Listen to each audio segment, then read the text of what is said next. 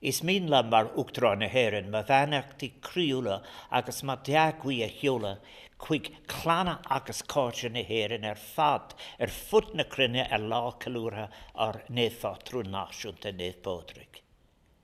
Tá muid fad mar éireannig, cuid de phobal luach for bríomhar damda, is cuma cé acha éireannig ó gúchas muid núgar ráning muid a bheith mar éireannig, muid ceangalta go lúla céile trínar rádan séal agus an gró atá agin a gutine dar nairacht náisiúnta, dar deanga agus dar gultúr. Agus muid a crinú le céile nniu le ceilúra dhéanamh ar gultúr spiritálta, agus ar nairacht a bhearín go dándúin.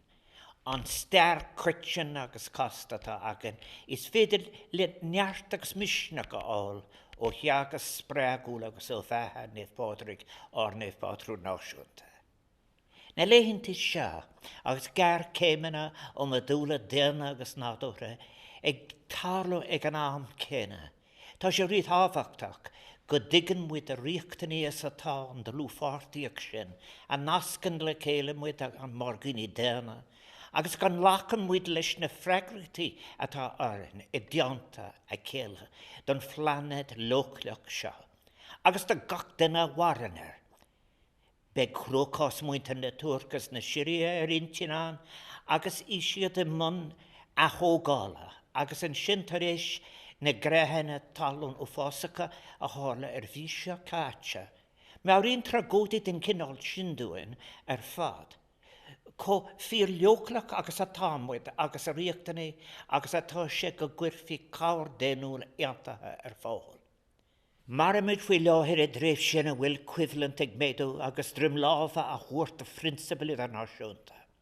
Agus an delí déanú le cuireadh le céile go cuaramach inimach na mléanta fada, mar bhallart ar an cógeocht. Tá bris agus blina an inis ó rinne an tonra ar an Ucrain.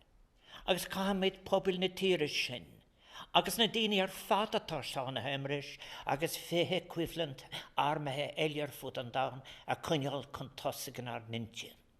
Is mór an tógáil crié mar a dálta gan erid sin de chealaigh agus de scoilina sa tír seo, agus náit na éile, rih na mílta agus na mílta de seránig de cuid na Ucrána, a cuireadh as seilbh agus a héit de fór na cuivalenta ina dír gúcas. Cuir scailíne nach cuid an tír fáilte críún raibh dáltaí nua, agus léir siad tiúmantas onú mhór dómh le más agus le dlúfártaíocht. Nach trothúil agus muid a comóra ar néfbódraigh. An bun scéile bhuine le nar lánáisiúnta thuairt chun cuimh na ríis. Scéal sclábhaíochta na linne sin agus néfbódraigh ina óg. Ón sclábhaíocht a hána sin seo, tucha trás na bhuir éireann go midilí de letheach ina fear óg, déile sé tar éis sé bliana agus dil sé an mreatan ar a cheall agus ar a cuid léam. Ach mar léirú suntasach ar a bhíonach agus ar a flachúlacht teocaigh sé ráis go éireann a ríis níos déireaní mar bhisnéir. Tá maca lí láidró bheithe fádraigh le sonrú, I gúin si có aimsearthe an léniu. Tús a gar le cinálacha nua sclábhaíochta. An ciníochas ag méadú seachas ag leidú. An fuad an strán sér. An xenofóbí níomh nua nó seanfanathe ag do réise I gcuid mór áitina ar fud an dán. Is an sin atá síl an áitse sacr. A bhallart ar fad a bhí ag éiste scéal fádraigh. Éige ahrú is ag buint státas amach mar simbal nó mar súhantas na tíre seo. An tírar cinse cónaí agus corfuíonta. Agus é ghlacha séas a bhain ag cuireanna cogaigh an rí coráticas agus a cuidhar. Bhí pádraigh an tír sclábhaí, chun tosaigh lena glór agus a háachtaíoch síl le dul an lec leis an tara a bhí ar an sclábhaíocht agus an ghlacha cuitsin a bhí lé. Cuireann scéal fádraigh mar imeacha go gcuimhne dóin. Agus níor cearta éalaigh in an nearmad, an mínach agus an misneach a cheastín ó imircaigh, agus an wachas a rinne siad, agus a déanann siad fós na tíre sin a aíonn siad mar bhaile inis. In sin gníomh na imircha scéal dóin, a bhfuil dígris échtach agus míon díon gháilta déna I gceis leis, chun dán níos fearr a hallú, agus a cruthú, fiú agus crúcás go léir sa máileach an amana. Agus muid ag tuairt betha arna fátrún chun cuimhne inniu. Is féidirlinn smuoine ver a sprid agus muid ag ghlachar le a ról mar chéránig damda. Ar 19 agus ar grí a oscail gon teaghlach déna có cutsin lena casachtaí agus a cuinsi agus a leochlacht ar fad. Trí cóbhan trúa agus trúfortíocht a hagan san áirih, taú ló siúd atá ag tithe ó ceapa ar nóise, agus ar grí oscail dómh siúd atá ar an nácuid. Agus deisio chuirt a gcuinis saoil níos fearr a bhíú dó féin, agus dá deilig. Sin mar a leléon mid ar diomantas le lúcanna níos fearr a crothú, lúcanna a bhfuil siad a cúcht acha teorannacha a hárú. Élíonn mar áltacht bunúsach déana arin, smuoine ver leas an fphobal, an leas cutsin, má tá muid le cosan a pódra go leanant, agus muid ag éithint go bhfuil dúlgas arin, seasamh in lua fortíocht lú siúd ar fad na crinne atá leocalach nó ar an nácuid, agus gacrad a bhfuil de cúcht agan I dhéanamh le dán a crothú, atá an cuimseach dán chorram ina gatar le dianad le meas agus go cór le daoine beag ar a néagsúlachtaí nó ar a gúnsí féin. Cé go spragan scéil néamh pádraig muid le macna bhí dhéanamh ar hábhacht na himice mar himel anúnacha daithí phobal na hÉireann go starú. Is gadún dul an lic leis an bhíran ó fosach a bhaineann leis an miúsáid ar gcuine localacha de cospóir I bhrápaic agus an imirce éigeantacha leanan go fóil.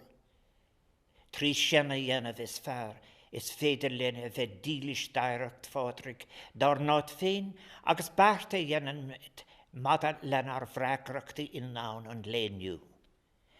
Tá irid réimsea nach féidir linn leanán tarin ag tip mada le bunceistena ar nos ochrastánda agus bochtanachta is an fírinne searabh I garan na Hafrica mar hapla. Go bhfuil an tocras a gcuid a gomas a niniad agus a bhfuil an nándómh ó na milliún dar na ráracha agus dar na fuúracha gach lá. Nach mór an cúis ná ré comá. Nach raibh de ráha ag seasca cethir tíratá I méal forbartha agus iad dul an neirtis an pandéim COVID-19. Níos mó airgad a cahabh ag eisiach fiaca ná mar a bhí acha le cahabh ar a tlánta feibli. Me cuairt chuna sean gáile le garad is le láir tre criniú bholig na Hafrica cúrsaí bia. Leag mé béim ar an brán am muinen le donna lecnaí bháin le bochtanacht agus ochras in Afric, ach le díomhne go méid barantais an mada le bun ríachtan is ní bach ar fóil.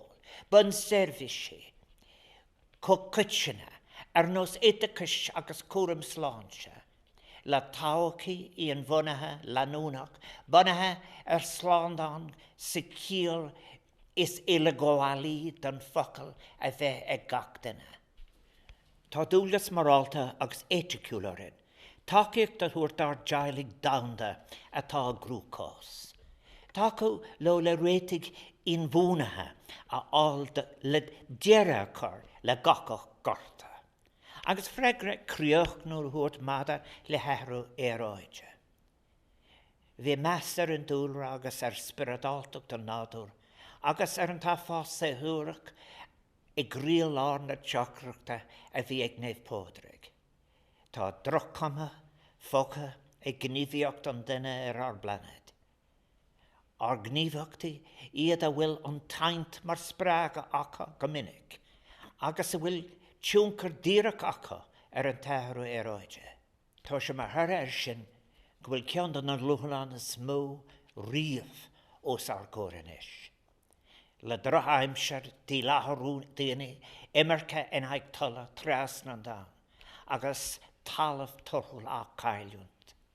Is egor tragódach I go bhfuil na náisiún sin, is measa tá búlse ag tún cordéna agus eicnamíochta an ahra éráide na tíre is lú atá freagrach as na hastíochta sin atá abagart inis. Ní raibh an taobh comó riamh agus atá inis.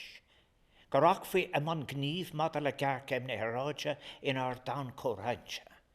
Caimid fad freagrachta glacha as ról féin sa gearcéim sin, agus cuid féin dhéanamh madar le dícear benú an géileagar agus suci le gur féidirlinn marachtáil I nán I an bhanathe a chóthach cosint don pleanad don tácaí agus don na glúnta atá le teacht.